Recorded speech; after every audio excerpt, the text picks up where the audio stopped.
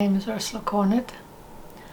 I'm an immigrant to the United States. I've lived here in the United States for about 60 plus years. And as when I was a little girl, I was born during World War II. And I always had that thing in me that I would like to go to the United States sometime. It was just a heaven in my mind always to me. And I finished schooling in Germany, and when I was about 17, 18, I met my husband, who was an American soldier in Germany, visiting my area with another fellow of his, and that's how we met. He introduced himself, and he told everybody that one of these days I'm going to marry her, and that is what I'm meeting with somebody from the United States. I spoke English because I learned it in school, and so I understood what he was saying, but I just told him that I couldn't understand. I don't understand you. That didn't make him quit. It just energized him, and he came back the next day. He found me, and about months later or so, my mother would allow me to move up to where he was stationed at in Darmstadt, Germany. I had a friend that was a friend of his friend, and she moved with me. And we moved to Darmstadt, and about 6-7 months later, Jack and I got married in Germany. In Germany, a marriage is involved in being married by the government and then being married by the church. So I was married in a Catholic church, and about 6 months later we moved to the United States. I was excited about coming. I was barely 20 years old when I moved here, and first met my in-laws. I was kind of anxious about it because a lot of people at that time did not like European in-laws or European daughter-in-laws. But my grandparents, my husband's parents were kind of hesitant about it because I was a stranger to them. And about a month later, Jack and I moved to Washington State in Tacoma, where we were stationed out there. And throughout our lives, we moved many, many times. And everywhere I moved, I always met people that were nice and welcoming, and never had any qualms about me and being from a European country or not. I had German friends also, and we made our citizenship in 1963 in Oklahoma City. We had to go through a rigorous process of educating American not policies, but the American system of education, and we had to take a big test, and I made it and became an American citizen at that time. A few months later we moved back to Germany, and my first 2 children were born in Germany.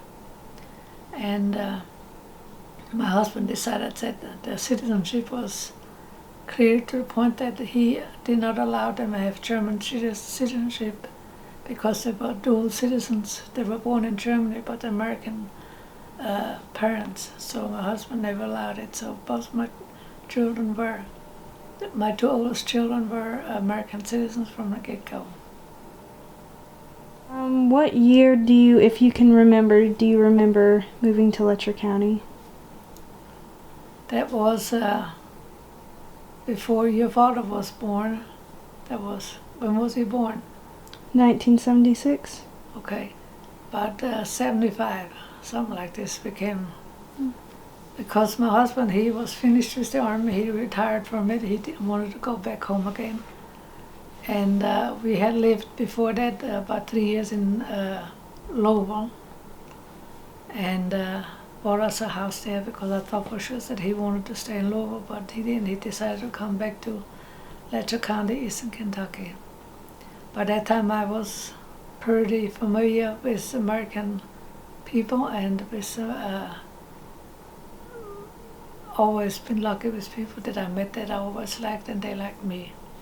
So we moved down here and we first bought us a trailer and put it beside my mother-in-law's house and lived there for about 3 or 4 years. After that I had your daddy and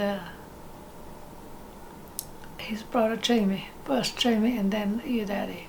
They were both born in Letcher County, and we built us a house here, and my husband overall worked in the mines or in the housing industry, whichever job that was available.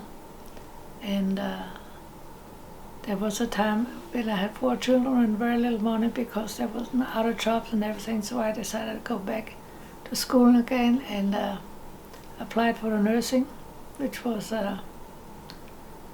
severely wasn't approved of because they said it's too hard. You're not an American educated citizen and you're not going to make it because the classes are very hard.